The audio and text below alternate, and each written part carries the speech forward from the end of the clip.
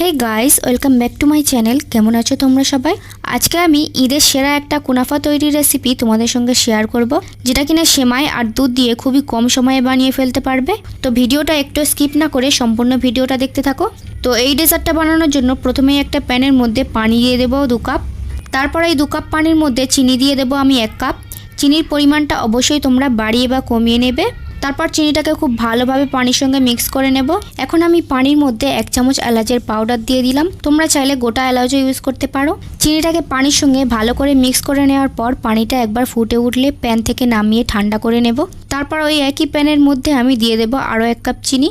এই পর্যায়ে কেউ চাইলে কিছুটা গুড়ও অ্যাড করতে পারো। এরপর 2 চামচ কর্নফ্লাওয়ার দিয়ে দিলাম। কর্নফ্লাওয়ারটা না থাকলে কর্নফ্লাওয়ারের পরিবর্তে গুঁড়ো দুধটাও অ্যাড করতে পারো। এবারে আমি এখানে 500 গ্রাম দুধের মধ্যে লেবু দিয়ে ছানা কাটিয়ে নিয়েছিলাম। সেই ছানা কাটানো মালাইটাকে এখন দিয়ে দিলাম। তারপর খুব ভালোভাবে সব একসঙ্গে মিক্স করে নিচ্ছি। কর্নফ্লাওয়ারটা দেওয়ার কারণে মিশ্রণটা খুব তাড়াতাড়ি ঘন হয়ে যাবে আর কালারটাও ঠিক এইরকম চেঞ্জ হয়ে যাবে। এখন এই মিশ্রণটাকে নামিয়ে ঠান্ডা করে নেব।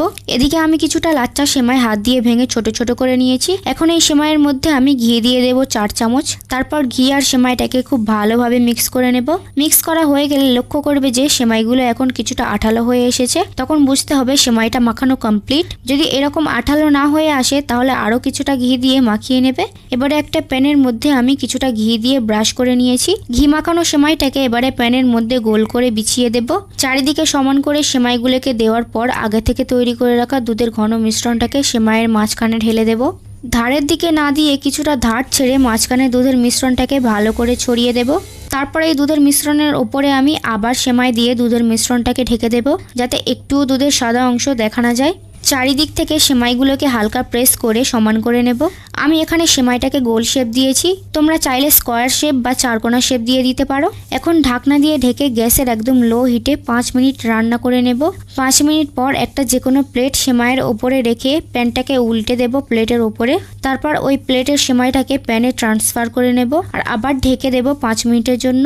নিচের অংশটা এভাবে হালকা পুড়ে গেলে কোনো সমস্যা হবে না, এটা ভেতর থেকে খুব ভালোভাবে কুক হয়ে যাবে। এরপর ঠান্ডা করে একটা প্লেটে নিয়ে নিয়েছি। এবারে উপর থেকে ডেকোরেশনের জন্য কিছু সাদা তিল দিয়ে দিচ্ছি। তোমরা যে কোনো ড্রাই ফ্রুট ছোট করে কেটে ডেকোরেশনটা করে নিতে পারো।